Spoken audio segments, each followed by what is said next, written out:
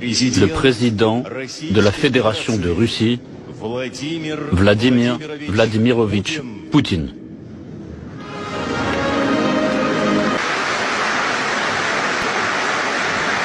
L'Occident est prêt à tout enfreindre pour maintenir le système néocolonial qui lui permet de parasiter, en fait de piller le monde, de collecter un tribut humain croissant. La Russie est une grande puissance millénaire, un pays civilisation, et elle ne vivra pas selon de telles règles. Cet Occident n'a aucun droit moral, elle discrimine et dissocie les peuples entre eux, entre ceux de première catégorie et les autres. Nous n'avons jamais accepté ce nationalisme et ce racisme politique, et nous ne le ferons jamais. Il est bon de rappeler à l'Occident qui a commencé sa politique colonialiste, la traite des esclaves, du génocide de peuplades indiennes, du pillage de l'Inde, de l'Afrique, exterminer délibérément des ethnies entières pour s'emparer de leurs terres et de leurs ressources. Ils ont organisé une véritable chasse à l'homme, comme s'il s'agissait de bêtes. Ceci est contraire à la nature même de l'homme, à la vérité, à la liberté et à la justice. L'ordre de ce monde unipolaire est par essence antidémocratique et liberticide. Il est profondément faux et hypocrite. C'est absolument honteux.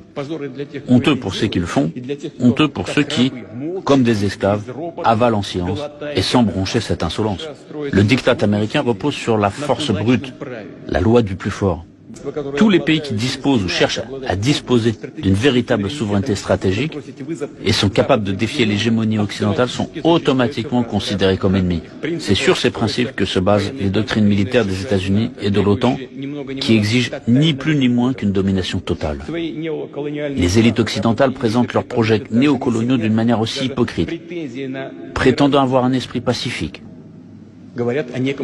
en parlant d'une certaine dissuasion. Une ruse de ce genre de propos rusés, circule d'une stratégie à une autre, et au fond ne signifie qu'une seule chose, la destruction de tous les pôles de développement souverain.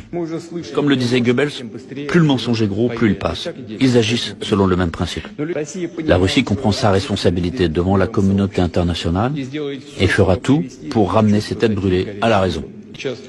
Je voudrais maintenant revenir sur ce que j'ai dit et m'adresser à tous nos citoyens, pas seulement aux collègues présents dans la salle, mais à tous les citoyens de Russie. Voulons-nous vraiment avoir ici, dans notre pays, au lieu d'un papa et d'une maman, un parent numéro 1, un numéro 2 ou un numéro 3 ? Voulons-nous que les enfants dans nos écoles, dès l'école primaire, soient exposés à des perversions qui conduisent à la dégradation et à l'extinction? Voulons-nous qu'on leur apprenne qu'il existe d'autres genres que les hommes et les femmes et qu'on leur propose une opération de changement de sexe? Est-ce cela que nous voulons pour notre pays et nos enfants? Tout cela est inacceptable pour nous. Nous avons notre propre avenir. Je répète, la dictature des élites occidentales est dirigée contre toutes les sociétés, y compris les peuples des pays occidentaux eux-mêmes. C'est un défi pour tout le monde. Un tel déni total de l'homme, le renversement de la foi et des valeurs traditionnelles, la suppression de la liberté, prennent la forme d'une religion de l'inversion, du satanisme manifeste. Dans le Sermon sur la montagne, Jésus-Christ dit en dénonçant les faux prophètes, « C'est à leurs fruits que vous les reconnaîtrez. » Et ces fruits empoisonnés sont déjà évidents pour tout le monde. Pour les générations futures, pour nos enfants, petits-enfants et arrière-petits-enfants, nous devons les protéger de l'asservissement, des expériences monstrueuses qui visent à mutiler leur conscience et leur âme. L'effondrement initié de l'hégémonie occidentale est irréversible. Je tiens à le répéter encore une fois.